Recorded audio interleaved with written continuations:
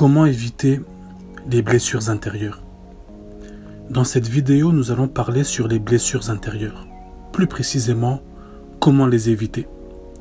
Je pourrais donner énormément de points, mais j'en donnerai 7. Le but de ce message, c'est que tu puisses éviter d'être blessé. C'est vrai qu'on n'est pas à l'abri des attaques des hommes, des mauvaises paroles des hommes, mais je vais donner des astuces qui vont te permettre d'éviter d'être blessé.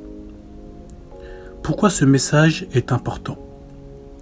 Car être blessé a des conséquences sur notre quotidien. Une personne blessée peut se sentir découragée. Une personne blessée peut ne plus vouloir manger. Une personne blessée n'arrive plus à avoir confiance. Être blessé agit sur notre comportement et peut changer notre vision des choses.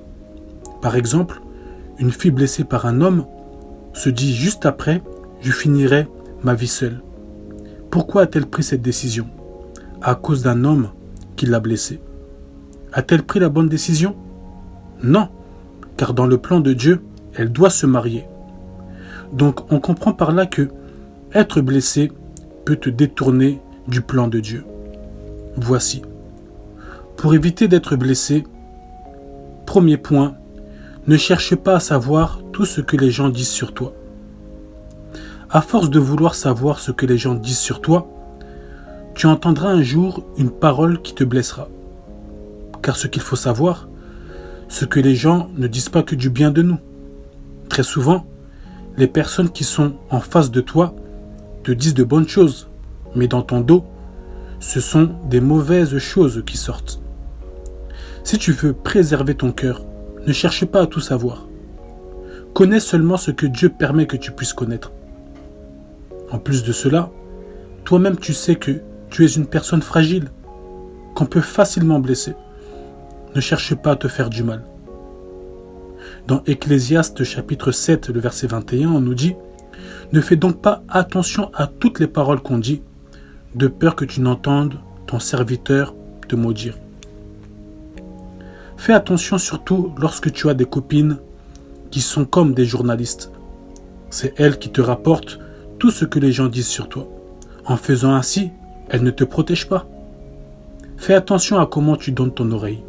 Tu n'es pas obligé d'accepter ou d'écouter.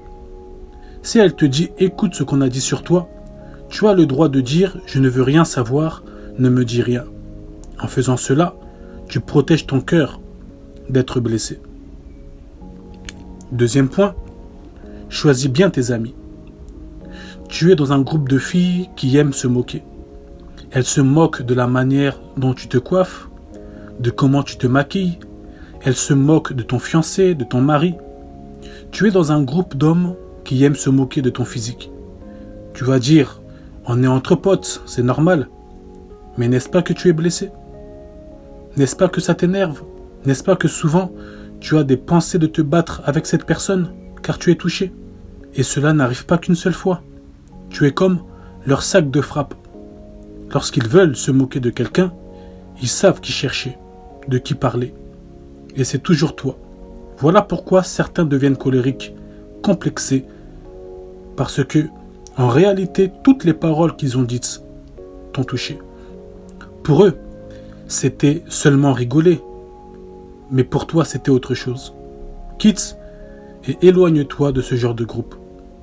Parmi les filles, il y a beaucoup de complexes, de jalousie à cause de ces choses. L'une a parlé sur l'autre, l'autre a dit ceci. Choisissez bien vos amis. Évitez de fréquenter les personnes qui vous blessent. Tu es dans un groupe de filles où on te rabaisse toujours. Ton maquillage est toujours critiqué. On trouve toujours aucune qualité chez ton mari. Mieux vaut ne pas avoir d'amis qu'avoir des amis qui te blessent. Dans 1 Corinthiens chapitre 15, le verset 33, on nous dit « Ne vous y trompez pas, les mauvaises compagnies corrompent les bonnes mœurs. » Dans une autre version, on nous dit « Attention, les mauvais amis poussent à faire le mal. » Troisième point, tu dois éviter 2 choses, les querelles et les rivalités. Mets-toi déjà en tête, ma sœur, que tu trouveras toujours une fille plus belle que toi. Tu trouveras toujours une fille ayant de meilleures formes que toi. tu trouveras toujours une fille ayant un mari plus beau que le tien, etc. Donc si tu cherches la rivalité avec les autres filles, tu finiras un jour par être blessé. Car un jour, tu tomberas sur un Samson qui possède une force que tu n'as pas. Tu tomberas sur une fille qui va t'humilier. Mais si tu te contentes de ce que Dieu t'a donné, tu n'auras aucun problème. On comprend par là que c'est nous-mêmes qui cherchons les problèmes. Combien de femmes se querellent avec leur mari en rentrant à la maison à cause des choses qu'elle a vues chez un autre couple dans la rue? Regarde comment l'homme était doux avec sa femme. Pourquoi tu n'es pas comme ça avec moi? La question c'est, pourquoi se comparer aux autres couples?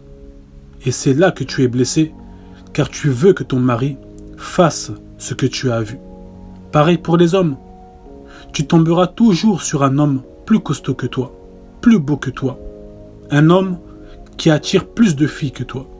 Si réellement vous cherchez à faire des rivalités, faites la rivalité du sport. Faites du tennis, du football, du basketball. Inscrivez-vous dans un club. Mais ne faites pas la rivalité de la vie. Car la vie va nous rappeler que nous sommes seulement des échantillons. Et si une personne essaye de vous blesser disant « Cette fille est plus belle que toi. L'homme là, il est plus beau que toi. » Pour éviter d'être blessé, rajoute « C'est vrai, en plus il est grand. C'est vrai, en plus elle s'habille bien. » De un, la personne qui essayait de vous blesser va se sentir bête, car elle ne s'attendait pas à cette réaction. Et vous, votre cœur est préservé, car vous avez ajouté un compliment. Aussi, évitez les querelles. Lorsqu'on se querelle, qu'on se dispute, des choses qu'il ne faut pas dire sortent sous la colère, sous la tristesse, et ça peut blesser la personne d'en face. Quatrième point, il faut rester à sa place. Si tu veux éviter d'être blessé, ne te mets pas là où l'on ne t'a pas placé. Que cela soit dans les choses de Dieu ou dans la vie. Tu te donnes des titres que Dieu lui-même ne reconnaît pas. Et lorsqu'on t'appelle frère, tu es blessé. Mais n'est-ce pas que tu es un frère? Que nous sommes tous des frères et des sœurs dans le Seigneur? Mais pourquoi tu es blessé? Car tu t'es mis à une certaine place. Sois humble et laisse Dieu te faire monter progressivement.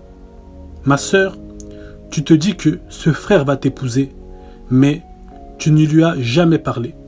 Tu ne lui as jamais adressé la parole, mais tu te dis que c'est toi qu'il va épouser. Et lorsque tu entends qu'il s'est marié, tu es blessé. Pourquoi? Car tu t'es mis à une place qu'il ne fallait pas. Tu n'as pas eu de confirmation. Dans Luc chapitre 14, le verset 8 à 9, on nous dit « Lorsque tu seras invité par quelqu'un à des noces, ne te mets pas à la première place de peur qu'il n'y ait parmi les invités une personne plus considérable que toi et que celui qui vous a invité l'un et l'autre ne vienne te dire « cède ta place à cette personne-là ». Tu auras alors la honte d'aller occuper la dernière place. C'est pourquoi laissons Dieu lui-même nous placer en son temps. Nous ne sommes personne pour aider Dieu.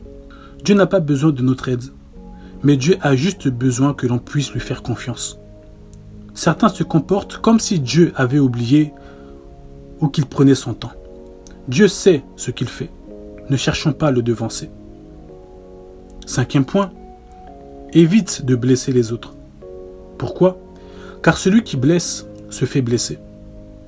Certains vous blessent souvent, car vous blessez souvent.